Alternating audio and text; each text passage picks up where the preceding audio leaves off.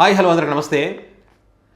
Janasena party మాజీ వీర మహిళ quota వినుత శ్రీకాళహస్తి నియోజకవర్గం ఇన్ఛార్జ్ ఒకప్పుడు, ఇప్పుడు కాదు. సో ఆమె గతంలో జగన్మోహన్ రెడ్డి గారికి సంబంధించి అనేక సార్లు అనేక రకాలుగా ఇష్టం వచ్చినట్టుగా మాట్లాడిన తర్వాత మరి దాని యొక్క కర్మఫలం ఆమె ఏ రకంగా అనుభవించిందో మనం చూసాం.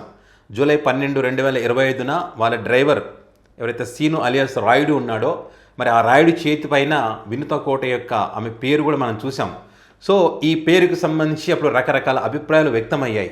మరి వీళ్ళిద్దరి మధ్య రిలేషన్ వేరే రకంగా ఉంది కాబట్టి మరి వినుత కోట యొక్క భర్త చంద్రబాబు వీళ్ళిద్దరు కలిసి ఆ రాయుడిని చంపేశారని చెప్పి మనం వార్తలు చూసాం. సో ఈ అంశానికి సంబంధించి మా ప్రేమ ఏమీ లేదు, ఇక్కడ మేమేమీ చేయలేదు ఆ రాయుడు అనే వ్యక్తిని.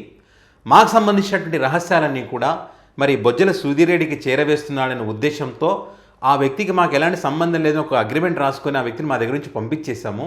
సో ఇదంతా బొజ్జల సుధీర్ రెడ్డి ఆడినటువంటి ఒక డ్రామా, అదేవిధంగా జనసేన పార్టీలో ఉన్నట్టు కొంతమంది ఆడించినటువంటి ఒక డ్రామా ఇదంతా కూడా.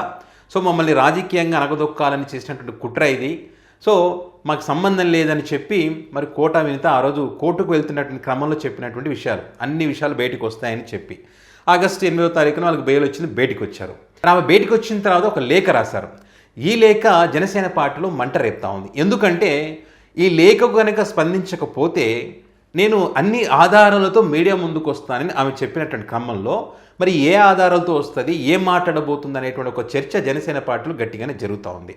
ఏ సందర్భంలో ఈ లేఖ రాయాల్సి వచ్చింది, అందులో ఏమున్నాయనే విషయాల కనుక మనం చూస్తే ఇక్కడ ఎవరైతే జనసేన పార్టీ లీడర్ ఎవరైతే ఉన్నారో కొట్టే సాయి ప్రసాద్ సిఐ కొట్టాడు, పదవి పట్టాడని చెప్పి ఒక చర్చ మనం చూసాం.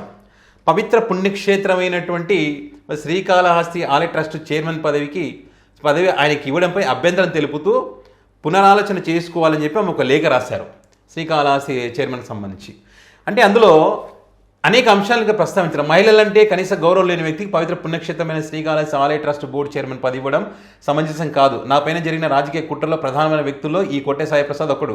దీనికి సంబంధించిన పూర్తి ఆధారాలు జనసేన పార్టీ కేంద్ర కార్యాలయంలోను ప్రెసిడెంట్ సెక్రటరియట్ టీంకు, మీ రాజకీయ కార్యదర్శి ఎమ్మెల్సీ హరిప్రసాద్ గారికి, పిఎస్సి చైర్మన్ నాదెళ్ల మనోహర్ గారికి, ప్రధాన కార్యదర్శి తమ్మిరెడ్డి శివశంకర్ గారికి వివరించడం జరిగింది.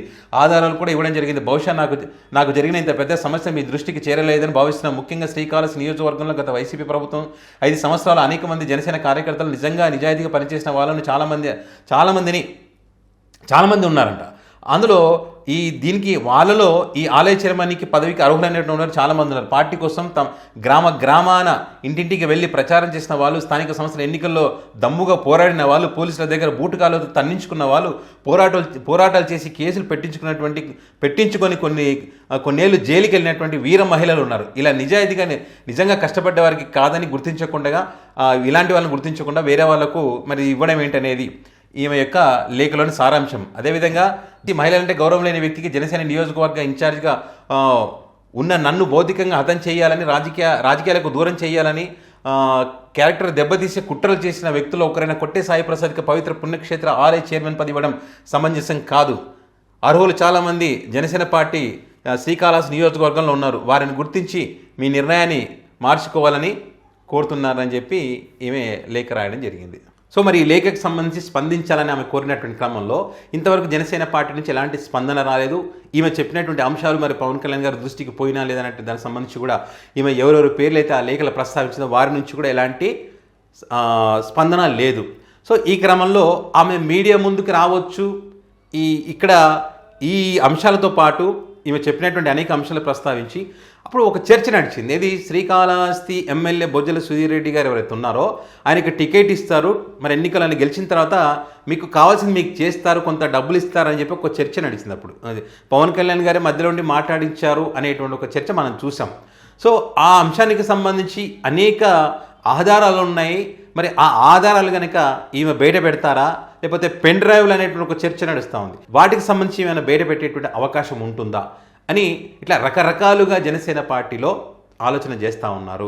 ఈమె రాసినటువంటి లేఖకు అధికారికంగా స్పందించలేదు, కానీ కొంతమంది జనసేన పార్టీకి సంబంధించిన ఏమంటారు తెలుసా, ఒకప్పుడు ఈమె మాట్లాడితే వీర మహిళ, ఇలాంటి వీర మహిళలే కదా పార్టీకి కావాల్సింది, జగన్మోహన్ రెడ్డిని చెడు కూడా ఆడుతున్నారని చెప్పి ఆమె ఎప్పుడైనా మాట్లాడితే దానికి ఆ అంశానికి సంబంధించి పెద్ద ఎత్తున ఎలివేషన్ ఇచ్చేటోళ్ళు. ఇప్పుడు ఏమంటారు తెలుసా, ఈమె లేఖకు సంబంధించి, నువ్వా మాకు చెప్పేది, ఒక్కసారి నీ చరిత్ర ఏంది, నీ బతికేందో చూసుకో.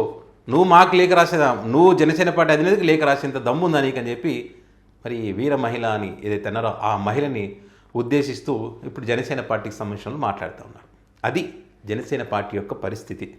సో మరి ఈమె ఏదైతే లేఖలు ప్రస్తావించిందో మీడియా ముందుకు వస్తానని, మరి మీడియా ముందుకు వస్తుందా, మరి లోపల ఏమైనా సెటిల్ చేస్తారా కిరణ్ రాయల్ ఎపిసోడ్ లాగా, ఏం జరుగుతుందని మాత్రం చూడాలి. ఏదేమైనా ఈమె రాసినటువంటి లేఖ కొంత చర్చనీయాంశంగా మారింది.